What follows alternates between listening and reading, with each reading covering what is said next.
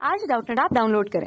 Doubtnut पर अपने सभी गणित, रसायन विज्ञान, भौतिक विज्ञान और जीव विज्ञान के डाउट्स का करो सफाया। बस प्रश्न की फोटो खींचो, एक ही प्रश्न को क्रॉप करो और तुरंत वीडियो सोल्यूशन पाओ। अभी डाउनलोड करें। नमस्कार दोस्तों, इस प्रश्न में दिया है एक रॉकेट जमीन से ऊर्ध्वाधर ऊपर की ओर 10 मीटर पर सेकंड के परिणामी त्वरण के साथ दागा जाता है। 1 मिनट के पश्चात ईंधन समाप्त हो जाता है और ऊपर की ओर गति जारी रखता है। तो ज्ञात करनी है कि प्राप्त की गई अधिकतम ऊंचाई कितनी होगी। ठीक है, इस प्रश्न में दिया गया है कि एक रॉकेट है जो ऊपर की तरफ जा रहा है, उसमें उसका ई का मान दिया हुआ है 10 मीटर पर सेकंड स्क्वायर। ठीक है, अच्छा, अब उसमें क्या है कि रॉकेट है, उसमें ईंधन लगी हुई रहती है, तो हम लोग ये मान के चलेंगे कि उसमें यू का मान क्या है, 0। ठीक है, और इस प्रश्न में टी का मान क्या दिया हुआ है, 1 मिनट तक चलता है। इसका मतलब टी का मान क्या है, 60 सेकेंड। ठीक है, तो हम लोगों को ये पता है कि एच का जो मान होता है वो यू टी जोड़ 1/2 ए टी का वर्ग। अब हम लोग रखेंगे मान, तो यू क्या हो गया, 0, टी का मान क्या हो गया, 60 जोड़ 1/2, ए का मान क्या है, 10, और समय कितना ले रहा है, 60 × 60।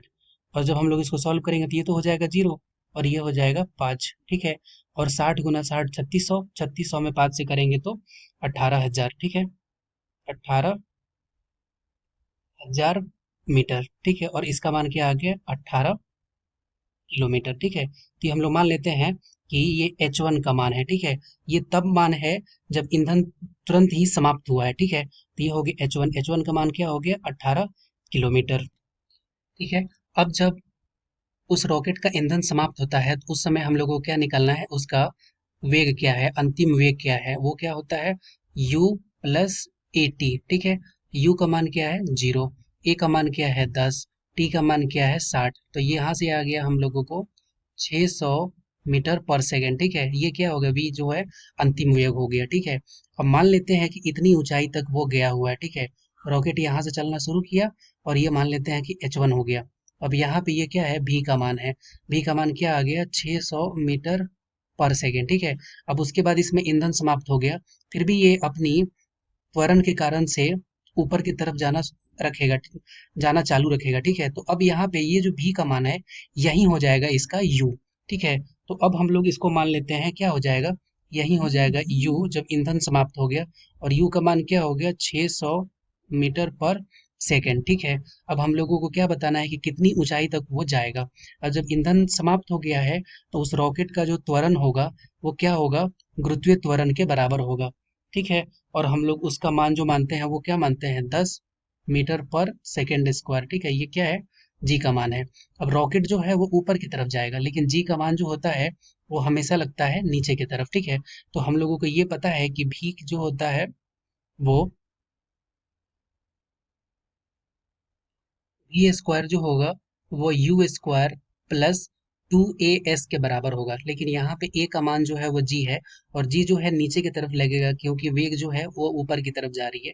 तो ये क्या हो जाएगा, 2 और घटाओ में g, और हम लोगों को क्या निकालना है कि कितनी ऊंचाई तक जा रहा है, तो ये हो जाएगा s।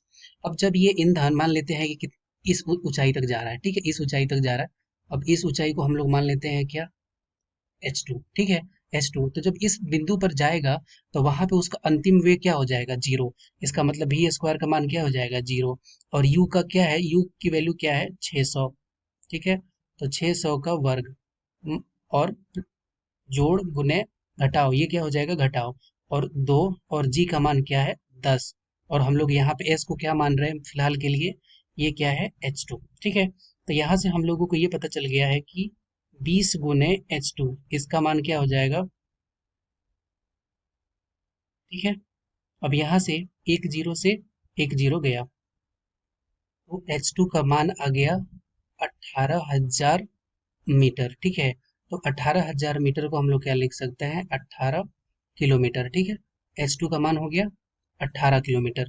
तो हम लोगों को पूछा है कि कितनी ऊंचाई वो चलेगा, तो हम लोग ये लिख सकते हैं, कुल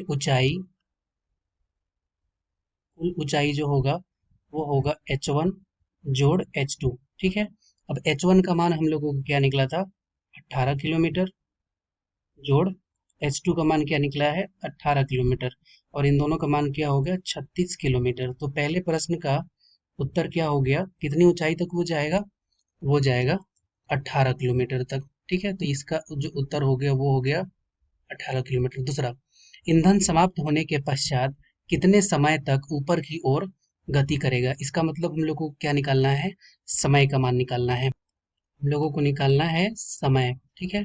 अब समय कैसे निकालेंगे, v का मान जो होता है वो होता है u जोड़ a गुना t, ठीक है। अब हम लोगों को v क्या है, जब ऊपर जाएगा सबसे अंत बिंदु पर जाएगा वहां पे उसका अंतिम वेग क्या होगा, 0, और प्रारंभिक वेग ये क्या है 600 मीटर पर सेकेंड जोड़ दबाए a का मान क्या है, घटाओ में 10 अगुने टी, यही हम लोगों को टी निकालना है। जब हम लोग इसको हल करेंगे तो यहाँ से क्या आ जाएगा, 10 गुने टी बराबर 600, तो टी का मान क्या आ जाएगा 60 सेकेंड, ठीक है, 60 सेकेंड, और ये इस प्रश्न का सही उत्तर हो जाएगा। तो दूसरे प्रश्न का सही उत्तर क्या हो गया, ईंधन समाप्त होने के पश्चात कितने समय तक वो गति करेगा, तो प्रश्न हो जाएगा 60 सेकेंड। 60 सेकेंड को हम लोग ये भी लिख सकते हैं कि 1 मिनट तक, ठीक है। यही इस प्रश्न का सही उत्तर है। धन्यवाद। कक्षा 6वीं से 12वीं से लेकर नीट, IIT, JEE वो एडवांस के लेवल तक 1 करोड़ से ज्यादा छात्रों का भरोसा। आज ही डाउनलोड करें डाउटनेट ऐप या व्हाट्सएप करें अपने सारे डाउट्स 8400 400 400 पर।